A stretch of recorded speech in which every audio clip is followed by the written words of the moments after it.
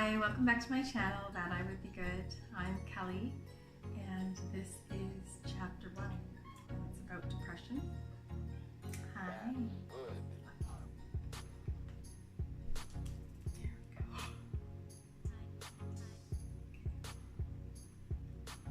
Alright, let's try that again.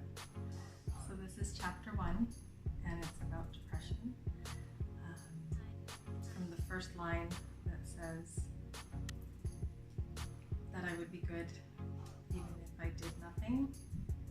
First thing I thought of was how I personally feel when I'm feeling depressive feelings or feeling a bigger, deeper depression, of which I had both.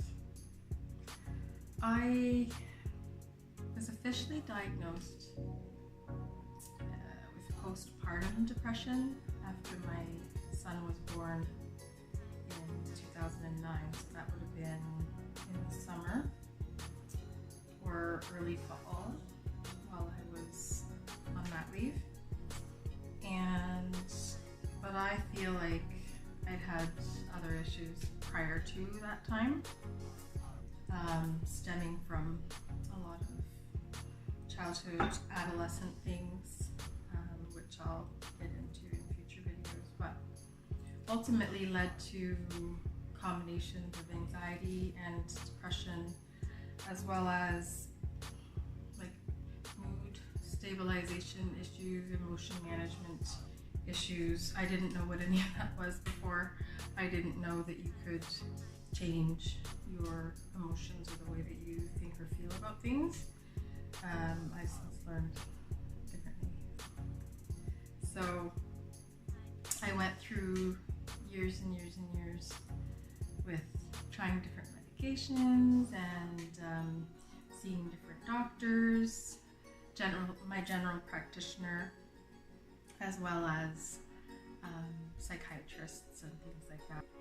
Basically, what stood out to me about this line is that I get that feeling where I feel like I can't do anything. Like I just want to do nothing, just dishes, house cleaning, all of that work just was very difficult. And I don't really struggle with that anymore. There's always struggles, but some of them more prevalent at times than others. So sometimes I do. I'm quicker now to recognize the source and deal with the source. There's a few different modalities that I've been using to help with that in the, I guess you'd call it, energy healing world. So I'll get into that more in future videos, but basically when I first heard a podcast by Brooke Castillo of the Life Coach School, the Life Coach School podcast, and she said that our initial thoughts that we have about something that's happened, we can't control the initial thought, but we can control how we feel about that initial thought. And then eventually, with training and emotion work and different things like that, like cognitive behavior therapy and other things, you can change the way you would initially react or initially think about something. So once I realized that that was a possibility, then it completely changed my world. It completely changed when I have this thought that pops into my head, which I then learned was called an intrusive thought. I didn't know what that meant. So an intrusive thought, when something just pops into your head that's negative. And then was even more excited when I found out that there's a couple of different sources in our thought process, which I learned from Brooke Snow. So there's the two Brookes, Brooke Castillo and Brooke Snow. Totally led me to other people that I really enjoyed their work. Dr. Bradley Nelson with the Emotion Code and the Body Code, which I also have had experience with, a lady named Anne Hession and Christy Drennan most recently, and she's amazing. And then Carol Tuttle with Chakra Healing, and she also does Dress Your Truth. And the Emotion Code and the Body Code have totally helped me be able to resolve issues from past traumas and current things. And so unfortunately, I only learned about all of these things in the past couple of years, whereas I've been married since 2006. So that gave me a good 10 years of not knowing any of this stuff. Just knowing that I was terrible to be around and just generally not a good person, very selfish and quick to react, quick to anger, all that stuff. So as a result, there were irreversible damages done to my marriage, unfortunately.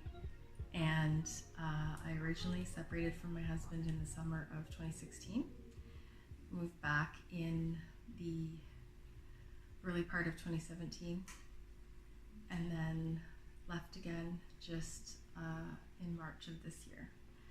And so this background is all different. This is my little tiny apartment that I have now with our 2 children. And so as a result of that transition, it's been a bit of a setback in terms of my weight loss goals. I had been at just over 100 pounds gone, and right now, just with the transition of moving and realizing I wasn't as prepared emotionally for moving out and things like that, I thought that my food addiction issues were sorted, but I guess it turns out, as with other addictions, you're going to be an addict for life.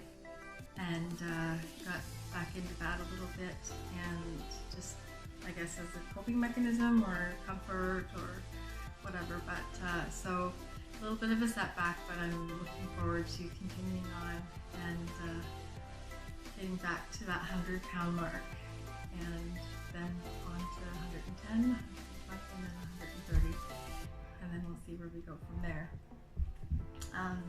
Thanks for being here and sticking around with me as I listed myself on Instagram as a part-time YouTuber.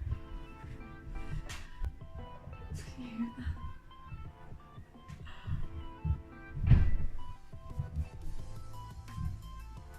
Oh, that's awesome.